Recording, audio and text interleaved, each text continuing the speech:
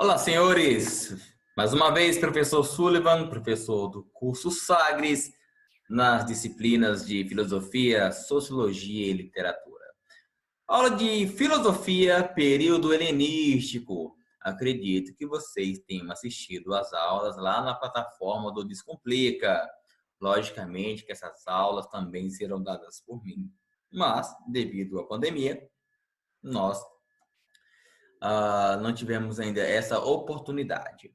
Faremos hoje aqui uma resolução de questões do módulo de vocês, acerca do assunto. Primeira questão, uma questão de 2018, uma questão onde diz o seguinte, nosso texto: a quem não basta pouco, nada basta. Quem é o nosso filósofo? Epicuro. Quando nós falamos na filosofia epicurista, acredito que vocês tenham visto que a filosofia epicurista era ter como base encontrar, alcançar a ataraxia. O que seria essa ataraxia? É o estado imperturbável da alma. Ou melhor ainda, podemos dizer que a filosofia helenística, ela busca, cada um busca da sua forma, alcançar a felicidade individual. E essa felicidade individual, ela precisa ser trabalhada através da sua interioridade. Para o epicurismo, para alcançar a felicidade, devemos satisfazer os nossos desejos. Mas não é qualquer desejo, é um hedonismo racional. Nós devemos buscar a satisfação dos nossos desejos de forma racional. Acredito que vocês tenham visto isso nas suas aulas. O que isso quer dizer? Que a busca pela felicidade de forma racional significa que nem todos os nossos desejos devem ser satisfeitos, porque nem todos os nossos desejos nos traz felicidade.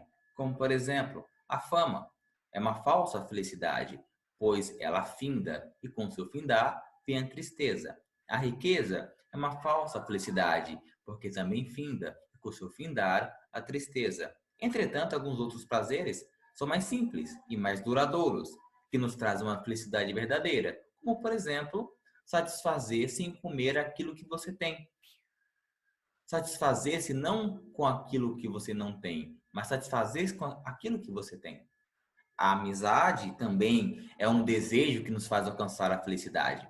Assim, a remanescente do período helenístico, a máxima apresentada valoriza a seguinte virtude.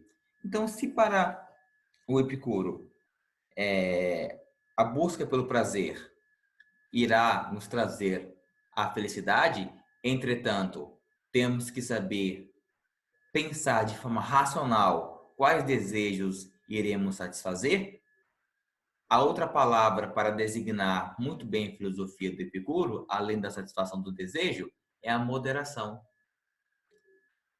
O prazer deve ser buscado e saciado de forma moderada. O texto deixa bem claro: a quem não basta pouco, nada basta.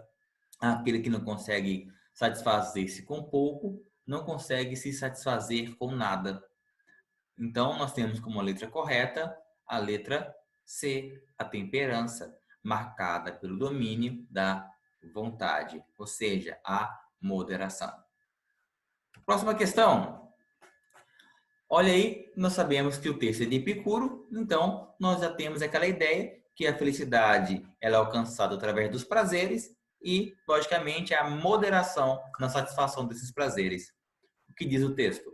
Alguns dos desejos são naturais e necessários, outros naturais e não necessários, outros nem naturais e nem necessários, mas nascidos da vã opinião. Os desejos que não nos trazem dor, se não satisfeitos, não são necessários. Mas o seu impulso pode ser facilmente desfeito, quando é difícil obter sua satisfação ou parecem geradores de dano. Fragmento da obra filosófica de Epicuro, o homem tem como fim aquilo que eu acabei de falar para você. Para o epicurismo, a felicidade ela vem a felicidade para ser alcançada, ela vem através do prazer de forma moderada. Perceba que isso está claramente na letra A, alcançar o prazer moderado e a felicidade. Próxima questão. Pirro afirmava que nada é nobre nem vergonhoso, justo ou injusto, e que da mesma maneira nada existe do ponto de vista da verdade, que os homens agem apenas segundo a lei e o costume, nada sendo mais isso do que aquilo. Ele levou uma vida de acordo com essa doutrina, nada procurando evitar e não se desviando do que quer que fosse, suportando tudo, carroças, por exemplo, precipícios, cães, nada deixando ao arbítrio dos sentidos.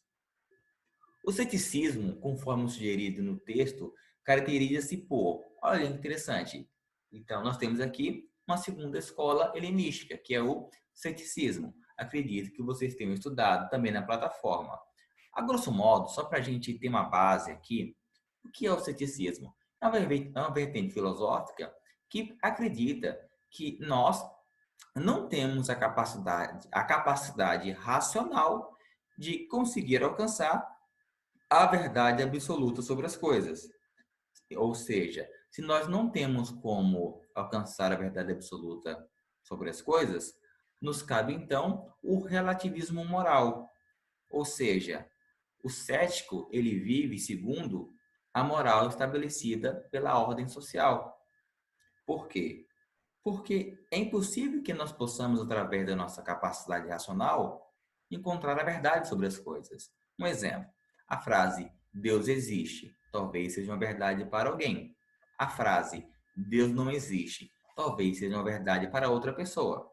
Entretanto, se a gente for buscar uma prova concreta da existência de Deus, é meio complicado você encontrar uma resposta concreta científica da sua existência. Assim também, como é de certa forma impossível encontrar alguma resposta que seja definitivamente comprobatória da não existência de Deus. Então, tanto a não existência de Deus como a existência de Deus, elas são impossíveis de ser comprovadas racionalmente, como verdade absoluta. Então, o que significa? Que o cético, ele não preocupa-se com a verdade das coisas. Isso não quer dizer que ele não investigue, mas ele não irá, digamos, tirar a sua paz de espírito, ele não irá acabar com sua ataraxia tentando encontrar tais verdades, já que tais verdades, elas são impossíveis de ser alcançadas. Cabendo, então, sempre a dúvida. Tem uma frase bem interessante de Pirro de Élida, que ele diz, não sei se o mel é doce, mas sei que ele é doce para mim. Ou seja, eu sei o que ele é para mim. Não sei se o mel de fato é doce, mas também não importa, porque eu sei o que ele é para mim. Ele pode estar errado? Pode, mas não está preocupado em saber a verdade absoluta, se o mel é doce ou não. Porque ele sabe que é impossível tal achado, tal verdade, cabendo a ele, então, apenas esse relativismo. Sendo assim, nós temos como letra correta a letra C, defender a indiferença e a impossibilidade de obter alguma certeza. Antes de mudar de questão, tem uma frase bem interessante que diz o seguinte: o que mais vale? Viver uma certeza incerta ou viver. Deixa eu lembrar, que droga, deixa eu lembrar da frase. Acho que é assim: mais vale viver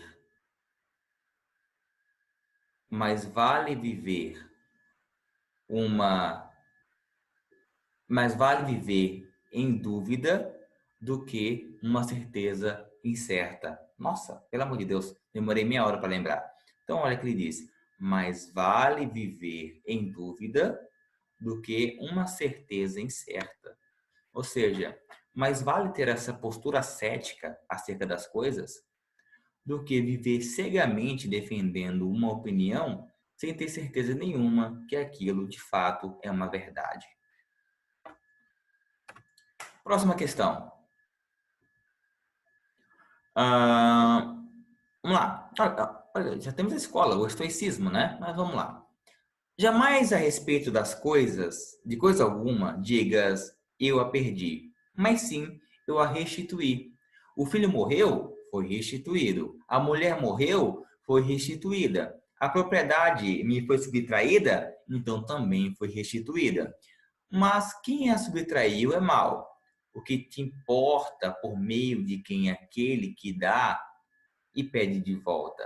Na medida em que ele der, faz uso do mesmo modo de quem cuida das coisas de outrem, do mesmo modo como fazem os que se instalam em uma hospedaria. Epicteto. As características do estoicismo presente nessa citação filosófica grega de Epicteto é o seguinte, você também estudou lá o estoicismo na plataforma, assim acredito. Quando nós falamos de estoicismo, nós estamos falando de uma vertente filosófica que acredita que o homem, para alcançar sua paz espiritual, essa paz interior, essa ataraxia, ele deve viver segundo uma razão cósmica, uma razão universal. O que significa? Que o estoico acredita que todo o universo ele é regido por uma ordem determinista. Ou seja, eles acreditam no destino. Então, o homem, para viver bem, deve viver segundo o destino, deve viver segundo essa razão universal. Então, o que significa? Que esse homem, se ele deve viver segundo essa razão universal, não adianta você lutar contra o destino. As coisas não mudarão.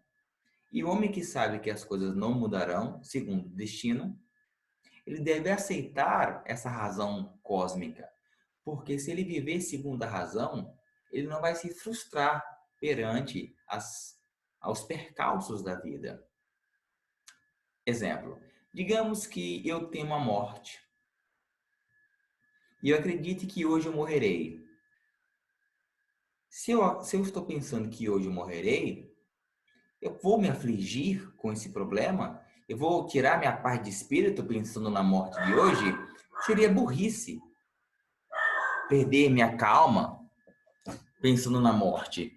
Porque se de fato eu for morrer, não há nada que eu faça para mudar essa situação. Porque a ordem cósmica, essa razão universal, já me predestinou. Não há nada que eu faça que possa mudar isso. Então, para que temer ou sofrer por algo que não tem como eu reverter? Então, perceba que o estoico, ele só tenta reverter aquilo que é possível. E se eu não for morrer hoje, para que eu vou me preocupar com a morte? Se é a razão cósmica que determina todas as coisas, seria então, de certa forma, ingenuidade me preocupar com a morte. Porque se for para não morrer, eu irei e nada posso fazer. Se eu não morrer, não morrerei e não há nada que eu possa fazer. Então, a única letra que encaixa com tudo isso é a letra C. Aceitar o sofrimento com serenidade. Por quê? Porque se há um sofrimento, isso foi devido à ordem racional do universo que nos deu tal sofrimento. E não há nada o que fazer, a não ser aceitá-lo com serenidade. Viver segundo a ordem racional do universo. Então perceba que o estoico, ele crê que exista um destino, onde as coisas elas são determinadas por essa razão cósmica universal. E aí, pessoal, então acabamos nossa revisão das questões do módulo de vocês. Nós teremos uma aula sobre isso logo quando a gente voltar da nossa quarentena. Caso possível e você sentir necessidade, eu posso fazer as aulas por aqui também. Ao invés de responder somente questões, eu posso fazer uma aula nesse mesmo formato. Acredito que possa ajudar vocês. Isso se você não estiver assistindo às aulas lá na plataforma Descomplica. Tchau, tchau.